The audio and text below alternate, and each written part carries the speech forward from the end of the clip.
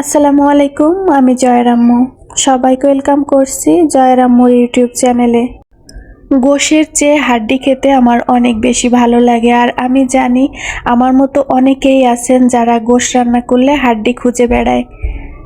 আমাদের বাসায় যখন গোশ কেনা হয় তখন কিন্তু জয়ের বাবা দোকানদারকে আগে থেকেই বলে দেন হাড্ডি চর্বি কোনো কিছুই দেওয়া যাবে না।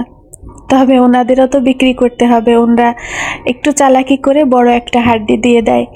তবে এই হাড্ডিটা কিন্তু একদমই খাওয়ার উপযোগী না, আমি তো খেতেই পারি না।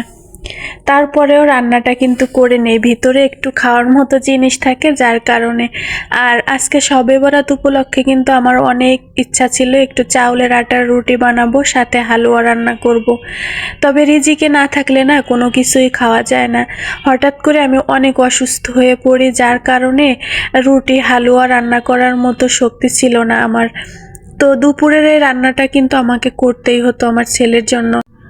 যতই অসুস্থ থাকি না কেন সময় মতো আমি রান্নাটা সেরে নেই, কারণ আশেপাশে আমার কোনো আত্মীয় স্বজনও নেই যে যার কাছ থেকে আমি জয়কে খাবার এনে দিব। আর দিলেও আমার জয় একদমই কারোর বাসার খাবার খেতে পছন্দ করেন না। একমাত্র আমাদের বাড়িতে গিয়ে ওর মামিদের হাতের রান্না আর ওর নানুর হাতের রান্না ছাড়া ও খেতে চায় না। তো যাই হোক, আজকে দুপুরের জন্য এই যে আমি গরুর গোশ আর পোলাওটা রান্না করে নিব।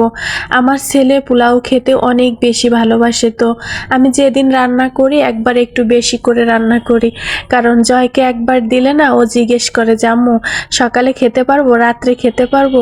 যার কারণে আমি একবারে 2-3 পট চাউল রান্না করে ওকে বারবার দিই, এতে করে আমার জয় অনেক খুশি হয়ে যায়। তো ঝটপট করে দুপুরের রান্নাটা আমি চুলায় বসিয়ে দিয়েছি। গরুর গোশটা মশলাপাতি দিয়ে হাতে মেখে বসিয়ে দিয়েছি।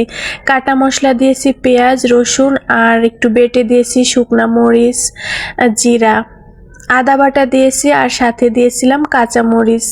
আমরা শুকনা মরিচের পরিমাণটা একটু কম খাই, যার কারণে একটু কাঁচা মরিচ দিয়ে দেই।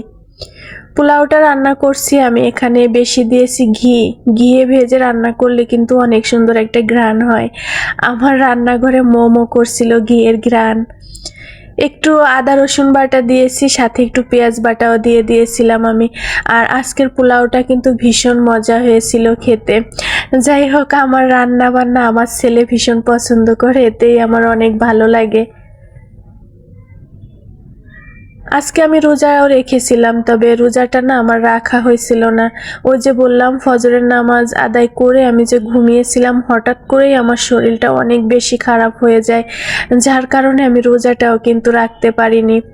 আর হ্যাঁ, আজকে কিন্তু জয়ের বাবাও বাসায় নেই, তো মা ছেলের জন্য আমি রান্নাটা করে নিচ্ছি। জয়ের বাবা অফিস থেকে ট্যুরে গেছে, তো বেশি রান্না বান্নারও কিন্তু আমার ঝামেলা থাকবে না। আর এমনিতেই আমার রান্না বান্নার তেমন ঝামেলা নেই। জয়ের বাবাকেও কিন্তু 1-2টা তরকারি রান্না করে দিলেই সে আর কোনো ঝামেলা করে না, এটা দিয়েই খেয়ে নেয়। আর দেখবেন যে পুরুষ মানুষ যদি বাসায় না থাকে, রান্নারও তেমন চাপ থাকে না, খাওয়ারও কোনো চাপ থাকে না। এই জন্যই আমি একটু বেশি করে গরুর গোশটা রান্না করে রাখলাম, আর পোলাওটা, যাতে করে জয়কে আমি 2 দিন ধরে গরম করে করে দিতে পারি, ও নিশ্চিন্তায় খেয়ে নেবে। কারণ জয়ও একদমই সবজি খেতে পছন্দ করে না, তো আমি এই গরুর গোশের সাথে একটু ডাউল রান্না করে নিব, এতেই মা ছেলের 2 দিন চলে যাবে ইনশাআল্লাহ। গোশটা কিন্তু আমি খুব সুন্দর করে কষিয়ে নিয়েছি, আর সাথে গরম মশলার গুঁড়া দিয়েছি। আর দেখেন কত সুন্দর হয়েছে কালার, মাশাআল্লাহ। গোশটা নামানোর আগে আমি একটু ভাজা জিরার গুঁড়া দিয়ে দিলাম, আর একটু আলু দিয়েছিলাম। আজকে রান্না করার আগেই আমার জয় বলে দিয়েছে আম্মু ঝোল রাখবা না, একদম ভুনা ভুনা করে ফেলবা। তো ওর কথা মতোই আমি রান্নাটা করব। আর এখন ঢেকে দিয়ে আরও কিছু সময় রান্না করে নিব, কারণ গোশটা নরম না হলে আমার জয় একদমই খেতে পারে না। 4-5টা আলু দিয়েছি আমার জন্য, কারণ গোশের আলু খেতে আমার ভীষণ মজা লাগে। আর আলুগুলা কিন্তু ভেজে দিয়েছিলাম, ছোট ছোট আলু তো, যার জন্য কেটে দিলাম না। আর দেখেন পোলাওটা যখন আমি রান্না করছিলাম তখনই ভেবেছি যে এই কড়াইতে মনে হয় হবে না, অন্য আরেকটা কড়াইতে কিন্তু আমি পোলাওটা রান্না করে দমে বসিয়ে রেখেছিলাম। আর আজকের পোলাওটা আমি গাজর দিয়ে রান্না করছি, কারণ একটু কালারফুল হলে আমার জয় অনেক বেশি খুশি হয়ে যায়।